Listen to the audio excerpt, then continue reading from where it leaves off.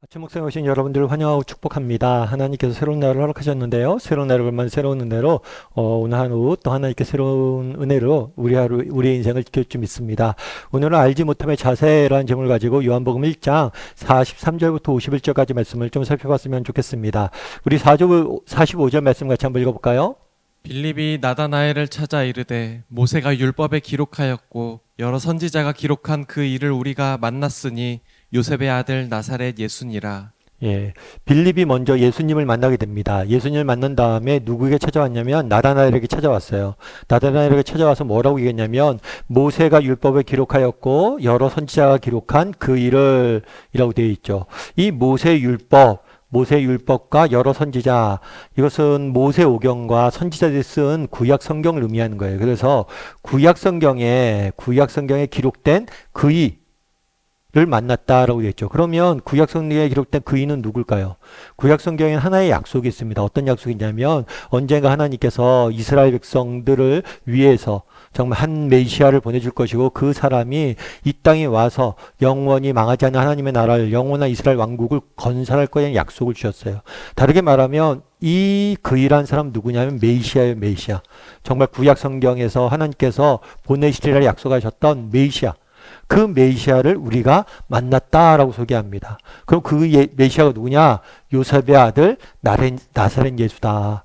야, 나다나엘아, 우리 정말 구약 성경에 하나님께서 메시아를 보내준다고 약속했잖아. 그리고 우리가 이때까지 기다려왔잖아. 내가 그 사람을 만난 것 같아. 정말 그 사람을 만나서 내가 본 것 같아. 그 사람이 누구냐면 나사렛 예수야 라고 이야기를 한 거예요. 그런데 이 나다나엘의 반응이 이상합니다. 우리 46절 말씀을 같이 한번 읽어볼까요?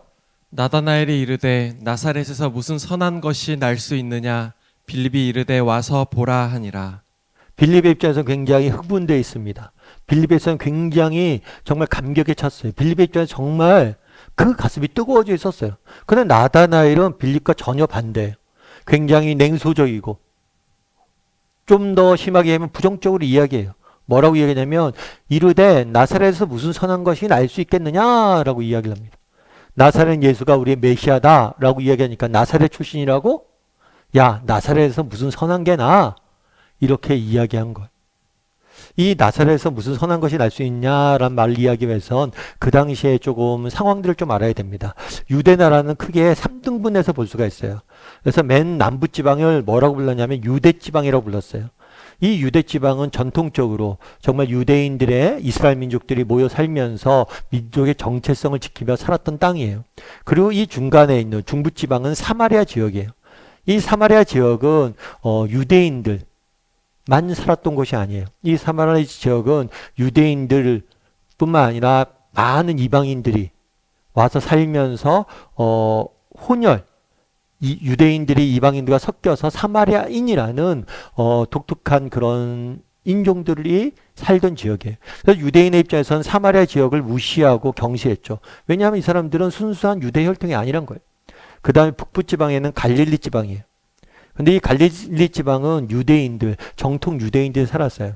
그런데 이 갈릴리 지방은 로마와 가까웠습니다. 그래서 이방 문화의 영향을 굉장히 많이 받았어요. 그래서 그 당시에 유대 사람들은 이스라엘 사람들 어떤 생각이냐면 유대 지방에 있는 사람들만 참된 이스라엘 사람들이라는 생각이 있었어요. 그래서 사마리아와 갈릴리 있는 사람들을 무시했던 거예요. 이 나사렛은 이 북부 갈릴리에 속해져 있는 곳이에요. 그래서 이야기하는 거죠. 야, 저 밑에 있는 예루살렘에 있는 유대 지방에서 메시아가 오지 이 변두리에서 정말 이방 색채가 이렇게 깊어져 있는 이 땅에서 무슨 선한 것이 나겠어? 라고 이야기를 한 거예요. 다르게 말하면 그날에 나다나엘이 예수님을 만나는데 방해가 됐던 것이 있어요. 그건 뭐예요? 선입견이에요. 선입견. 나다나엘에는 어떤 선입견이 있었습니까? 지역적인 선입견이 있었어요. 이 북부 지방에는 갈릴리 지방에는 나사렛 지방에는 결코 정말 하나님의 메시아가 날 수 없다는, 이 땅은 지역적인 한계가 있다는 이런 선입견이 있었기 때문에 이 선입견을 해서 뭐예요? 예수님을 만나는데 거부감이 있었던 거예요. 이 선입견은 우리도 마찬가지예요. 정말 우리가 영적으로 성장하고 하나님이 주시는 은혜를 맛보는 데 있어서 방해하는 요소 중에 하나는 뭐냐면 이 선입견이에요. 선입견. 예를 들면 그런 거에 있을 수 있겠죠. 기도한다고 응답이 되겠어? 그건 성경에서 나오는 이야기지. 실제 세상은 달라. 성경 이야기와 세상의 이야기는 달라. 세상에는 세상의 법칙이 있어. 아니 최소한 나한테는 아닌 것 같아. 다른 사람들 기도 응답 받았다고 하지만 나는 정말 아무리 기도해도 하나님 응답 안 하셔. 라고 생각할 수 있는 거죠. 이런 선입견일 수 있는 거죠. 기도해도 응답되지 않을 것이다. 근데 정직히 생각해 보면 우리 마음속에 그런 마음이 들 수가 있는데 정직히 생각해 보면 뭐예요? 정말 기도해 봤냐는 거예요. 이런 선입견들을 다 내려놓고 정말 하나님께서 응답해 주셔서 믿고 정말 실제로 끈질기게 매달려서 하나님 앞에 기도해 봤냐는 거예요. 정말 우리가 알게 모르게 이 신앙 안에는 여러 가지 선입견들이 있습니다.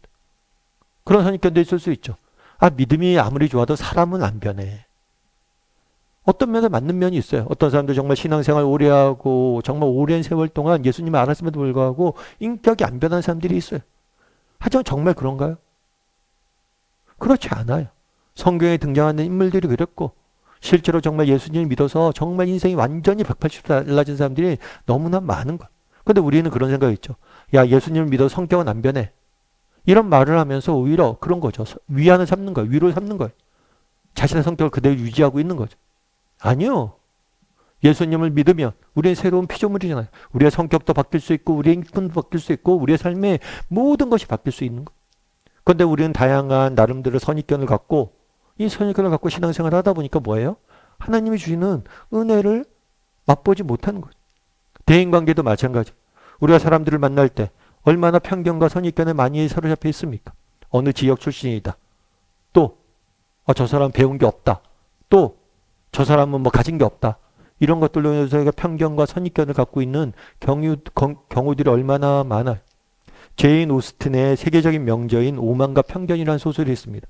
이 책에서는 여주인공 엘리자베스가 남자 주인공과 결혼하기 위해서 넘어야 될 장애물이 있었어요. 그건 뭐냐면 첫인상이라는 편견이에요. 처음 이 남자를 딱 만났을 때 이 남자가 굉장히 오만하고 차가웠어요. 그런데 이 사람은 원래 그런 사람이 아니에요. 정말 그것은 겉으로 드러난 인상뿐이지 실제로 그의 마음은 따뜻하고 배려심이 깊은 사람이에요. 그런데 첫 번째로 맞았던 첫인상, 그 편견을 없애기 위해서 굉장히 많은 시간들을 투자했어야 됩니다. 그런데 우리도 한번 생각해 보세요. 정말 우리도 살면서 여러 가지 편견과 선입견으로 다른 사람들을 판단하고 재단하고 그런 경우들이 얼마나 많아요. 그래서 정말 그 사람에 대해서 우리가 판단할 때 그 사람의 얘기를 귀 기울여 듣고 진심으로 그 사람을 대해보고 관계를 맺어본 적이 있냐는 거. 그래서 우리가 한번 돌아봐야 돼. 정말 우리가 이런 선입견에 빠져 있진 않은지. 이 선입견으로 인해서 우리의 신앙적인 그 다음에 인간 관계에 있어서 세상 속에 살면서 너무나 많은 것들 손해보고 있진 않은지 한번 돌아볼 필요가 있는 거죠. 근데 슬기로운 언어 생활에 보면 이런 책이 있는데 이 책에 보면 그런 이야기를 해요. 소통의 중요성을 강조해요. 슬기로운 언어 생활이니까 소통이잖아요. 소통의 중요성을 강조하면서 무슨 얘기를 하냐면 우리가 소통을 잘하기 위해서 필요한 자세가 있다. 그 중에 하나는 뭐냐면 알지 못함의 자세라는 거예요. 우리가 자꾸만 누군가 대화할 때 내가 안다라고 생각한다는 거예요. 오늘 말씀도 여러분 우리가 했잖아요. 빌림 얘기, 나다나엘 얘기 내가 알지. 나사렛에서 무슨 선한 것이 나겠냐? 내가 알지. 그런데 우리가 이걸 모른다고 생각해야 돼. 그랬을 때 우리는 좀 더 말씀을 보더라도 뭐예요? 깊이 있게 볼 수가 있는 거예요. 사람 사이에도 마찬가지는 거예요. 모든 것이. 대화를 할 때도 내가 안다 그러면 안 듣잖아요. 자녀가 무슨 얘기를 합니다. 너 얘기야 무슨 얘기인지 뻔히 내가 다 알아. 이런 마음으로 부모가 이야기를 듣는다고 생각해 보십시오. 그럼 이야기가 들리겠습니까? 그런데 의외로 그렇게 듣는 사람들 너무 많아요. 여러분 알지 못함의 자세가 그래도 중요하다고 그러더라고요. 그런데 이거는 단순히 우리가 대인관계 소통의 문제만 아닌 것 같아요. 말씀을 읽을 때도 누군가를 만날 때도 정말 하나님 앞에서도 믿음에 대해서도 신앙에 대해서도 내가 모른다. 그리고 모든 걸 내려놓고 선입견들을 내려놓고 접하고 들어볼 필요가 있습니다. 앞서 기도응답 이야기도 했죠. 성경에 뭐라고 했어요? 내가 내게 울부짖으라 내가 내게 응답할 것이다. 정말 어떤 선입견도 내려놓고 정말 내가 아무것도 모른다 생각하고 그 말씀 그대로 받아들여야 되죠. 그리고 정말 기도해보고 도전해보고. 바라기는 오늘을 나다나엘에 대해서 모습을 살펴봤는데요. 우리 삶 가운데도 우리의 모습 속에도 이런 선입견이 있을 수 있습니다. 그래서 내게는 어떤 선입견들이 있는지 하나님 앞에서 또 신앙생활 가운데 또 세상 살면서 이런 선입견으로과 편견으로 해서 우리가 손해보는 것이 없는지 한번 돌아봤으면 좋겠고, 정말 하나님 말씀 볼 때나 우리가 사람들 대할 때나 누군가 대화를 할 때도 늘 알지 못함의 자세를 갖기 위해 노력할 줄 아는 저나 여러분이 되기를 주님의 이름으로 소원합니다.